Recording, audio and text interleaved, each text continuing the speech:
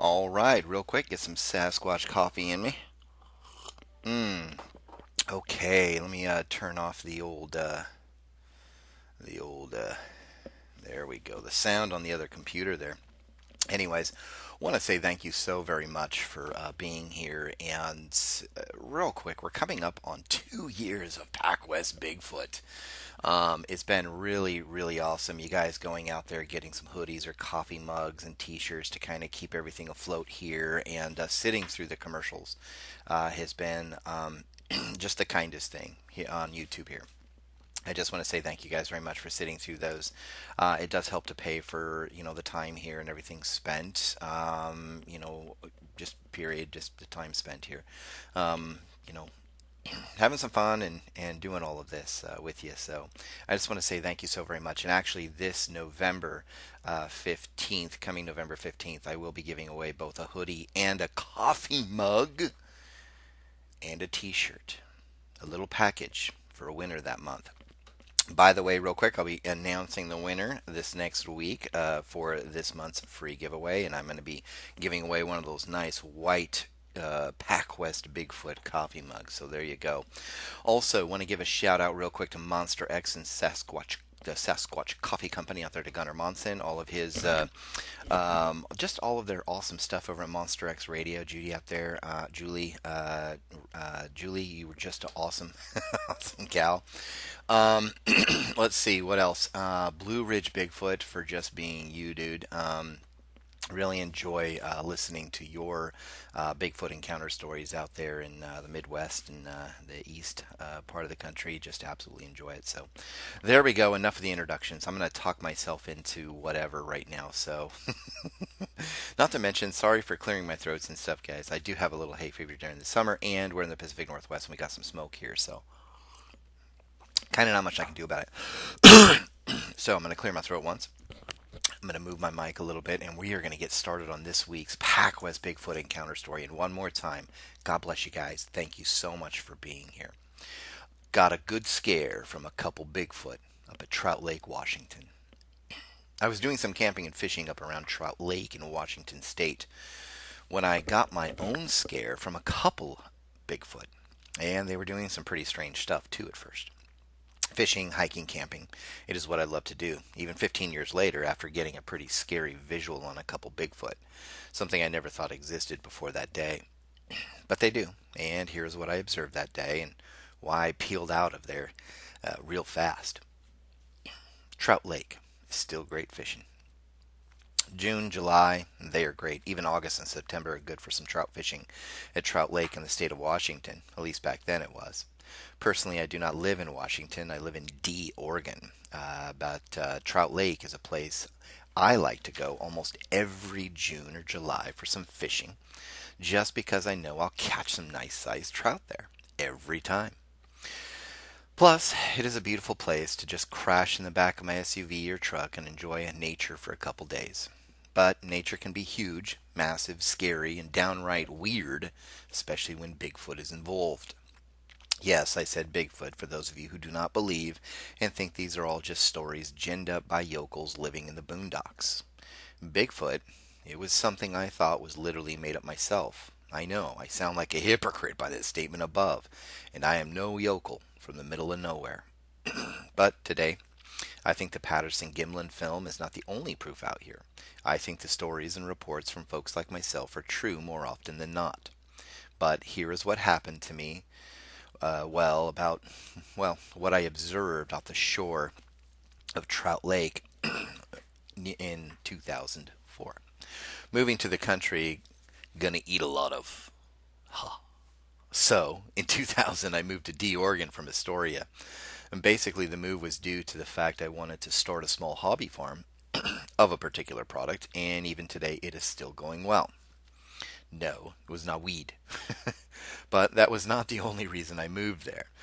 D seemed pretty central to some of the great places to get in some hiking, fishing, and outdoor photography.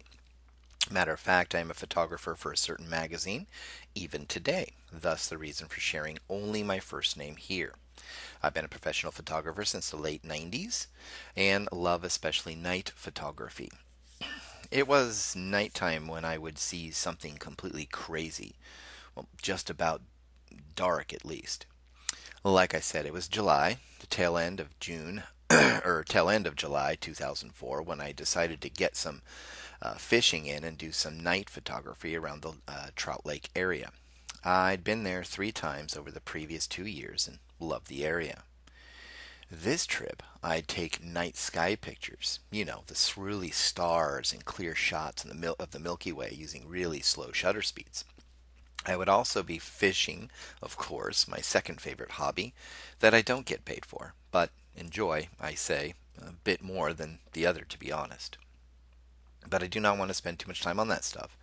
I had a pretty insane encounter with these Bigfoot creatures, primates, whatever you want to call them. And personally, I think they are more like primates than anything, and even a bit more intelligent, I think.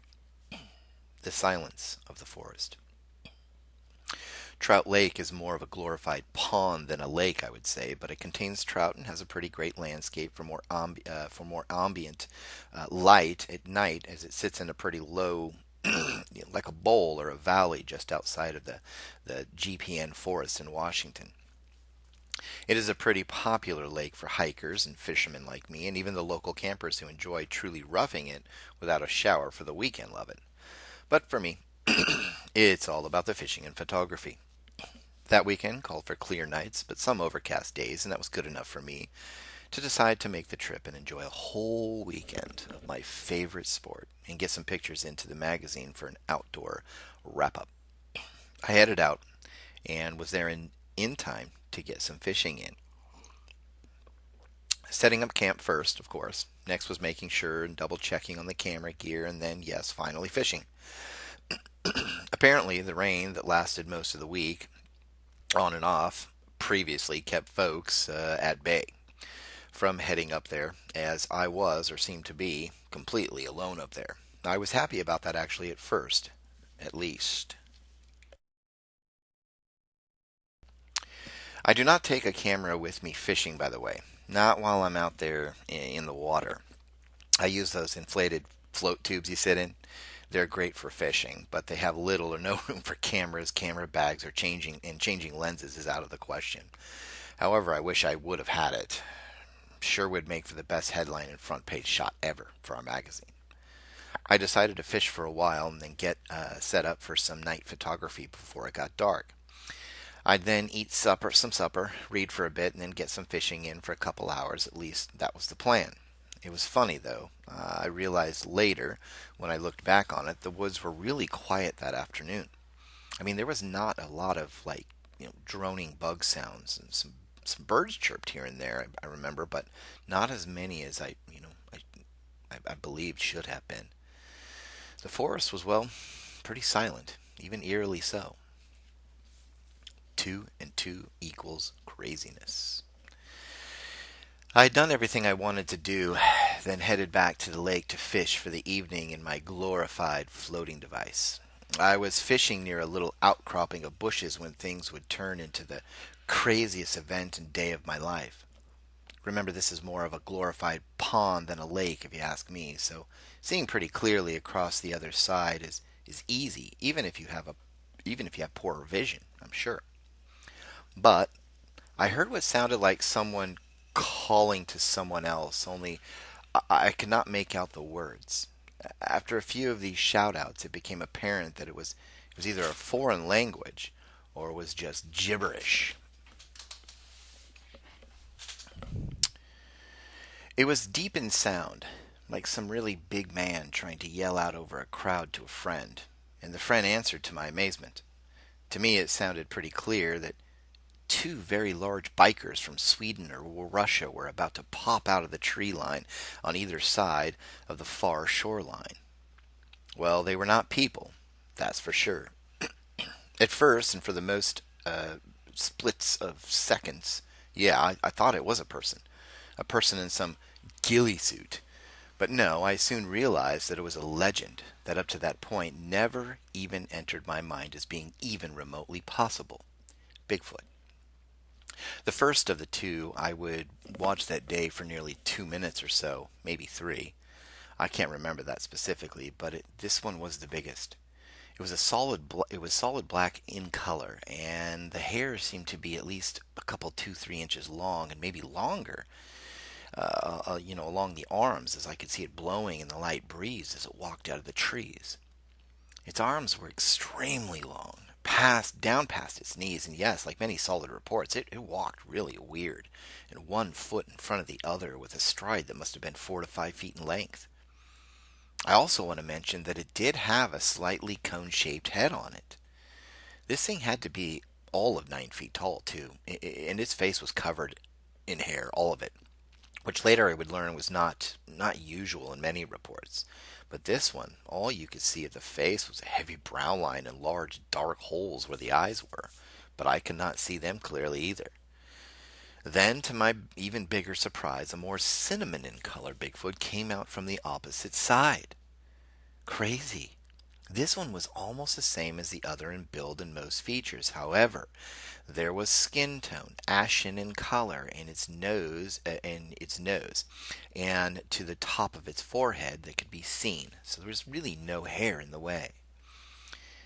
It was almost as tall and well had a similar cone-shaped head to it as well.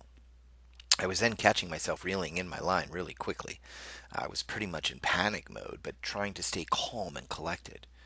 As I said, I reeled in quietly, but otherwise stood completely still, just floating there. Yes, I wish I would have had a camera, but hey, I was fishing. Weird behavior was the least of my concerns. They kept looking at each other as if they were sizing each other up, I suppose, but I'm not an expert, nor will I ever be about Bigfoot, so I'll leave that hypothesis to the experts for now. But they looked as though they were not familiar with each other one bit. At least that's how it felt. Both stood their ground once they'd seen each other. There was no movement whatsoever. I mean, they were literally like statues. This is why I do believe we pass them more frequently than we think in the forest. They can stand very, very still. After what seemed 30 or so seconds, however, the cinnamon color one moved forward, tilting its head in a weird, cockeyed fashion. It was as if it was trying to get a better look at the other one or something. But it took 3 giant strides and was now about 20 feet or so in front of the other. The black one then took a step forward and went to all fours, but never taking its eyes, it seemed, off the other. And again, neither moved after that for what seemed another 30 or so seconds. The chatter all of a sudden came in waves from both sides. It was scary to hear and even scarier to watch as they practically yelled at each other. Now, I'm not sure what they were yelling. Other, I don't know. But they seemed really upset. I'm just saying it was loud and scary. After a few seconds of that, back and forth, the cinnamon-colored Bigfoot walked forward to the other, came within a few feet of it, and the other one stood straight up and was at least a few inches taller. They mumbled back and forth and started looking around the area. At that moment, I swear the black one spotted me in the water. He looked in my direction and seemed to, well, squint in a way. It at least leaned forward a bit and looked in my direction. Next thing you know, it screamed, something I never want to hear again in my life. It took a few steps to the water and into it, splashing about and slapping it with its large hands and yelling in my direction. I was freaking out and then noticed the other one was gone. It vanished. I started moving fast at that point. I was not sure if it ran off or was coming around to get me. Whoa, Nelly, whoa. I wanted to get out of the water and into my vehicle fast. Where in the world did the other one go? They were both gone now. By the time I reached the shoreline, I was quickly back by my rig and deflating a floaty as quickly as possible, all the while scanning the city for any movement. I saw nothing, but I did hear movement from the right of me. It was just inside the tree line and thick brush. They were moving, both of them. I could tell because I could hear the movement of 2 pairs of legs walking around. After a couple minutes, I was almost packed up when the screaming started up, and I was what they call, I guess, bluff charged. I wanted to get a picture. I had to, I felt. But I had to throw everything in the SUV as the screaming started up again. I got most everything in, but the camera is set up for the pictures that night, although I would not be there. I put the tripod in the back and tried to snap off some pictures before I got in myself and take off. I dropped the camera when all of a sudden that tall, dark, scary as well. You know the place. It just came running out of the trees in the bushes right at me. I dropped my camera and dove into the SUV. I could literally hear it hit the ground with each giant step it took, and it screamed so loud I practically fell over before I could even open the door. I thought for a fleeting second that I was going to be hurt or worse. Blackness and a mass of black ran at me, and I ran away, and rightfully so. I did not even look back. I started the car, peeled out of the dirt, and left so fast I almost hit two trees on the way out. Forget the pics. I drove home and was there by evening, just after nightfall actually. I sat with Rebecca, my fiance at the time, my wife today, and told her what happened. She did. She believed me. However, she was a little miffed that I'd lost a nearly $1,600 camera, and so was I. We were saving for a wedding at the time. Personally, we both got past that real quick when I told her what happened and how the larger one charged at me and I barely got away. I still go out in the woods though, and I go to Trout Lake even at night. It took me a while though to get the nerve up to go to that particular place, but well, I love it there. And however, I do not go alone. Today I take Rebecca or a friend and a gun along when doing some fishing and night photography there. But that is my story. Thanks, Reese.